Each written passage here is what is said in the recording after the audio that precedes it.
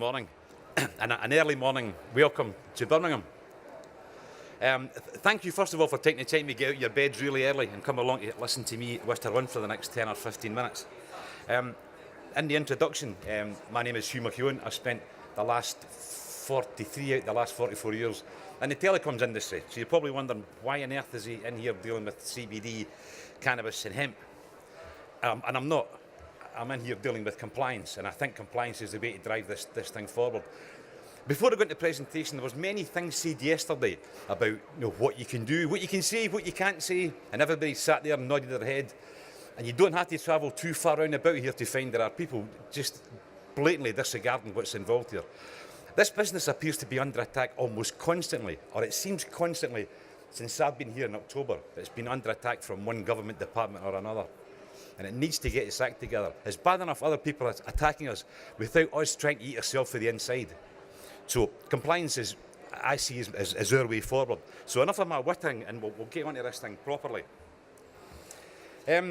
What is the Cannabis Directive? It's a series of guidelines, rules, regulations that are constructed around existing regulations. So when this thing's launched, you shouldn't be expecting to see anything coming from your left field. You should be adopting most of these things if you're supplying to the food industry, anything like that at all. These rules and regulations are out there. We're just trying to kind of tidy them up a bit, make them standardised so everybody's following the same rules. And if we're all doing the same thing and we're all doing it right, hopefully that's going to keep the government's eyes on something else. So we get our stuff right, we'll probably get a bit of breathing space. All parts of the CBD are founded around approved labs, registered products, legally required safety standards, and are generally already used within the industry. It is common for similar industries to have recognised guidelines like these. If you're passionate about this industry and you're passionate about it growing and progressing and not being taken back from us, then it's incumbent upon you that we don't break your stuff. It's incumbent upon you that we follow these rules and regulations.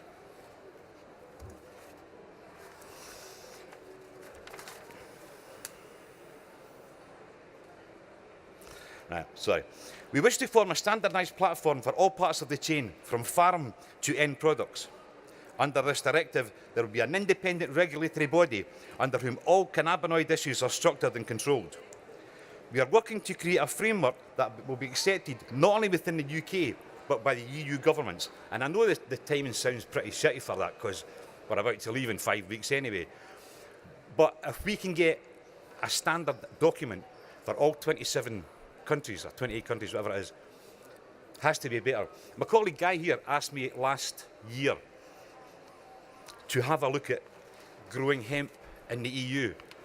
And I thought that would be relatively easy. I'd go and have a look at the EU directive and it would tell me all about it, and it didn't. It took me weeks and weeks of messing around to find that each country has its own rules and regulations. And it would be really ideal if by the time you get this launched, there's one set of rules and one set of guidelines, and that's it for everybody.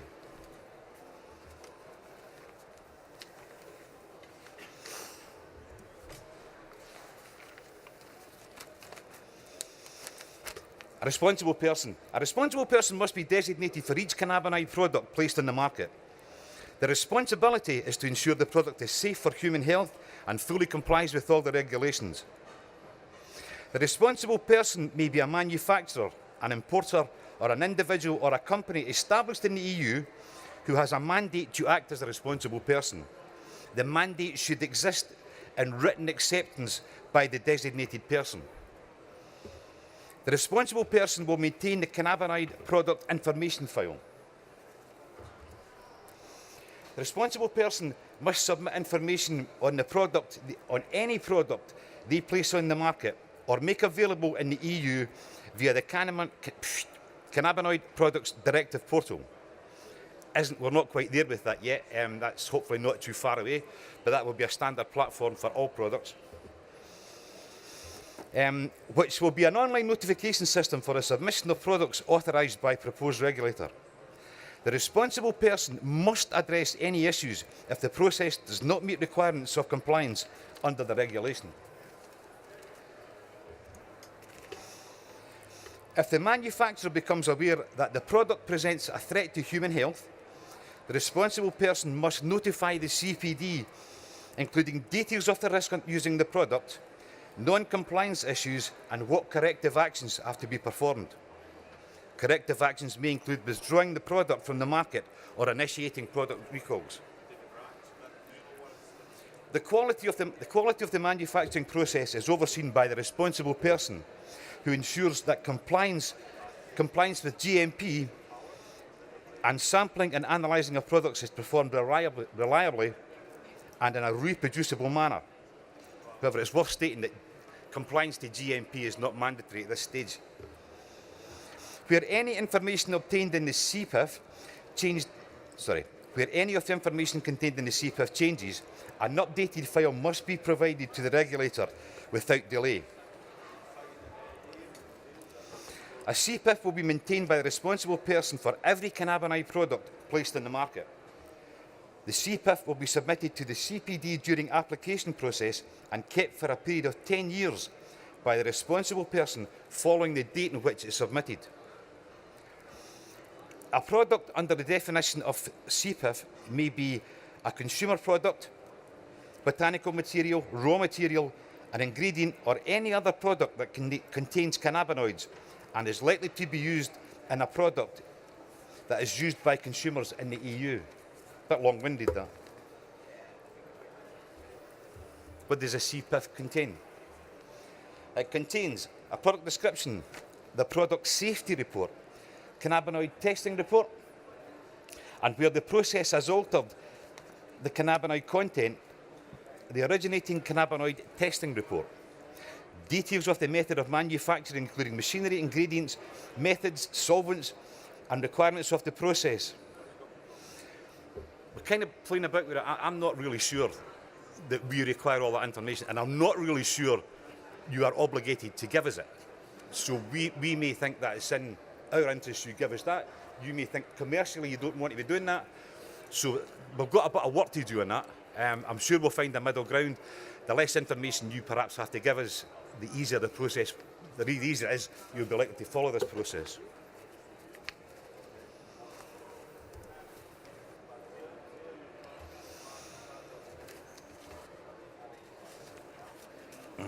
Right, I'm lost now. Sorry. Right. The second part of there are 5 parts of the Cannabis Products Directive, and they are as follows. Part 1 deals with food supplements and edibles. The first part will deal with all products that are designed to be orally administered and defined as food supplements and edibles. The Food Standard Agency enforces laws around food supplements and food information to consumers in England, Wales and Northern Ireland. In Scotland, the Food Standard Scotland is the public body responsible, and FSIA is the people who are doing it in Ireland.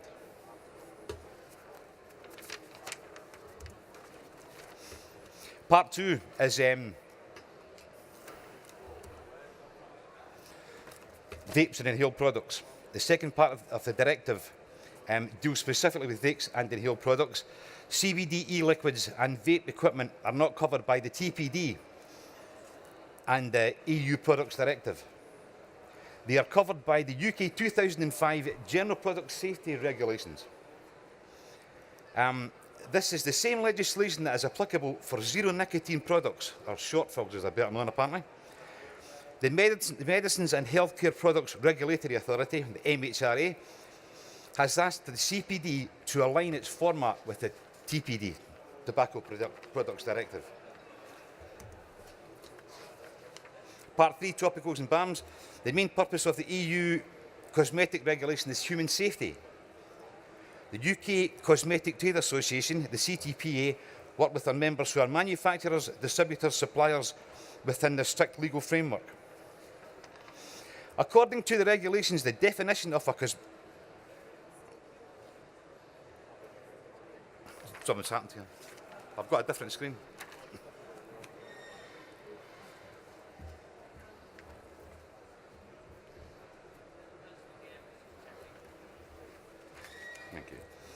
According to the regulations, the definition of a cosmetic product means any substance or mixture intended to be placed in contact with the external part of the human body, epidermis, hair system, nails, lips, etc., or with the teeth and the mucous membranes of the oral cavity, with a view exclusively or mainly to clean them, perfume them, change their appearance, protect them, or keep them in good condition, or correcting body odours. Good topic for first thing on a Sunday morning. Part 4 is medicinal cannabis.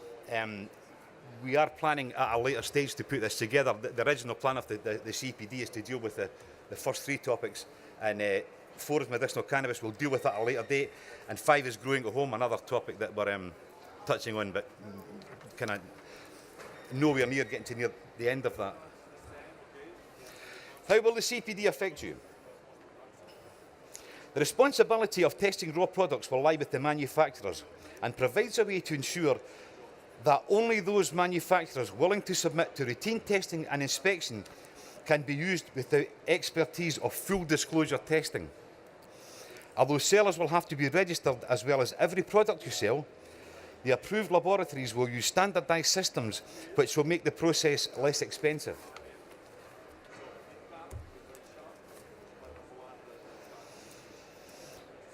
Product registrations will have to be renewed annually, as we are dealing with a natural raw product and the formulation can change.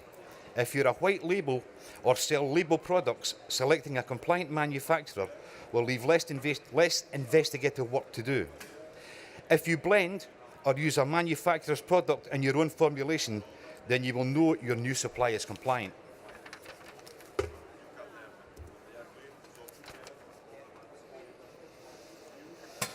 Consumers will know that products have been manufactured and tested in approved labs with consistent specifications and will ultimately strengthen this new and developing industry. Next steps. The original intention was to have this thing flying by this month, and that's just not happened for a number of reasons. Obviously, the past few months we've been, the industry's been getting hammered by the Home Office. We've now got the novel foods thing that's kind of hanging around our neck. So the industry's focus has been on resolving these issues rather than trying to make this thing fly, which is a bit disappointing, but we kind of are where we are. We are continuing to develop the registration portal. The Food Standards Agency, the MHRA, Novel Foods, etc., have all seen draft copies of it. We've had feedback from some of them, but not all of them. Some of it's been good, some of it's been just incredibly strange, arguing over names and subtitles and things like that. So we're working our way through the feedback we've had from some of these agencies. We're now looking at really mid-2019 to get this thing launched. I think what our plan is to kind of take it in its present format, send that to selected people. I don't know how we're going to pick them, but I'd rather, this isn't in a position to be sent to everybody, because we will spend the next 9 months arguing about semantics, about what's this section called, what's that section called.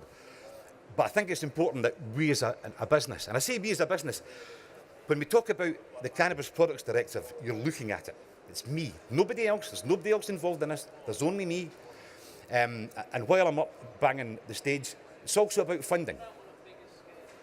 Both yesterday and other events we've been at, people have been saying how good they see, a brilliant idea, a terrific idea. We've got a regulator, we've got somebody getting all the things straight. Fantastic. And I've heard this for about 6 months now. Where's the finance for it? I can't see Fred Bloggs walking down the street, Fred Bloggs the builder, saying, do you know what, I've got some money I'll give to that cannabis guy because he needs it. This industry needs the CPD. The CPD needs finance. The finance is only going to come from people in this room. So how we're going to deal with it, I don't know. I won't be rocking around with a bucket later on, but any shekels you've got spare, more than willing to take it. So when you look at where we are and how we've got here, and you think, this is just taking forever. It's taking forever because there's only me. I was going to say there's only finance for me. There isn't, because I don't even get paid for this. There's only me, and this needs to change. You can change it. You can start saying to people in your industry, listen, this CPD needs to get some money. It needs to get some money. It needs to get some resource. Otherwise, is it going to fall flat on its face? Who knows? I hope not. I hope we're here this time next year saying, look how wonderful we've made this business work. The government's now looking at somebody else's business, the CPD industry's in a better place.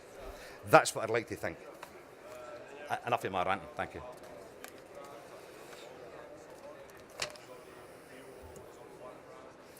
Right. The CTA have agreed to adopt, in principle, to adopt the CPD as it stands. So when you hear other people who are not CTA members evangelise about how much money the Cannabis Trades Association is throwing at this, I can assure you it's throwing nothing at it. It's a willingness to accept what the output of this document looks like. So the CTA have said, right, give us it, we'll try and work with it, and together we'll try and make it work. So when people are out there saying, CTA are throwing money at this, I wish. It is our aim to present this not only to the UK government, but to the EU, and have it adopted. So when you're dealing with people in different countries, we're all working off the same hymn sheet. You don't have different rules for this country and different rules for that country. We're all doing the same thing. How will it work? Under CPD, everyone will have to register each and every product annually to fully comply with the regulations laid out in this document.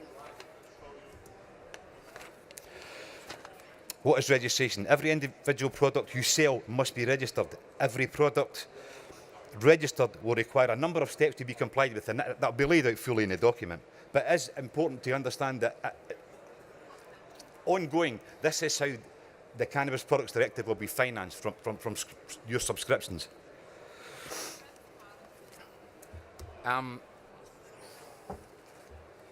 There are different registration categories for different suppliers, etc. I was going to go through this, I won't, because I've probably ranted enough. These slides will be made available.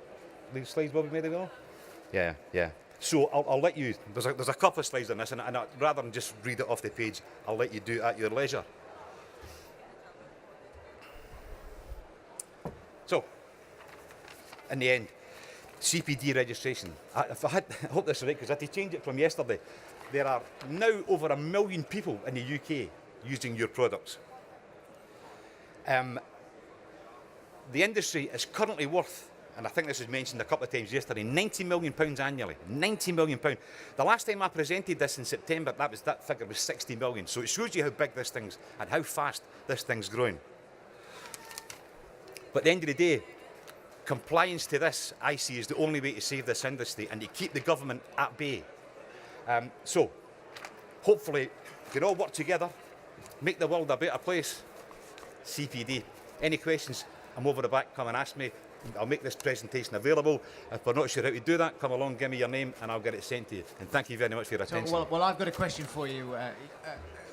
So, Hugh, I want to just be clear so that I understand it as well, and I'm sure the audience want to understand it. My understanding then of the Cannabis Products Directive is so that we can put some regulation and some compliance in place that we can all follow. Yeah, absolutely. Because what we had yesterday, I think there was a common theme that came from our audience, from all the questions, was about this efficacy and standards and making sure that we've got that in place. And at the moment, we are acting as our own stewards. Yeah. So would that be a fair assessment of saying what Absolutely. the CPD is aiming to do?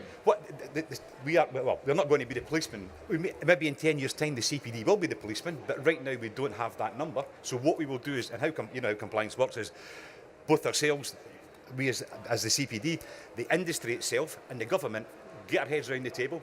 What are we all trying to achieve out of this? The output has to be achievable, so there's no point the government saying I need everybody to stand on their head for 4 days and paint the world purple on a Friday, because that's just not going to happen. So we have to, their demands have to be achievable. Once we have a set of rules and regulations that everybody's happy with, the industry is happy with it because it can follow it and it can achieve it, the government are happy because they're getting their end result, we will then make that work. We'll kind of be the police. This is the rules. We'll publish the rules, the regulations, how to follow it, give you assistance and help to follow these rules, and then in years to come, when the CPD is a bigger thing, we'll police that, but we'll have to find somebody else to go and do that. But it is to get a common set of rules, laws and regulations that the industry can follow, that's not too difficult to follow, and it keeps the government happy, keeps them looking at something else. And I think... Hello? I think from my point of view as well is that we have to learn a couple of lessons that came from the vape industry, because the vape industry now has the Tobacco Products Directive in place and TRPR, and that was pretty much done to us. And the consultation was done in a very short space of time. And I think that I would encourage anybody now that's here at our expo today to go and have a word with Hugh, because I think that your involvement in the formation of compliance and regulation is critical, because what we don't want, I don't think any of us here want that, is it to be done to us. Us to be told exactly what's going to be done. This is our industry and we need to take ownership of that. Is there any questions from the floor?